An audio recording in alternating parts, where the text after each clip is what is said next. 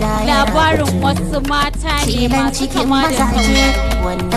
Dukkan wacce ka kalla ga Fatima ga Hawa.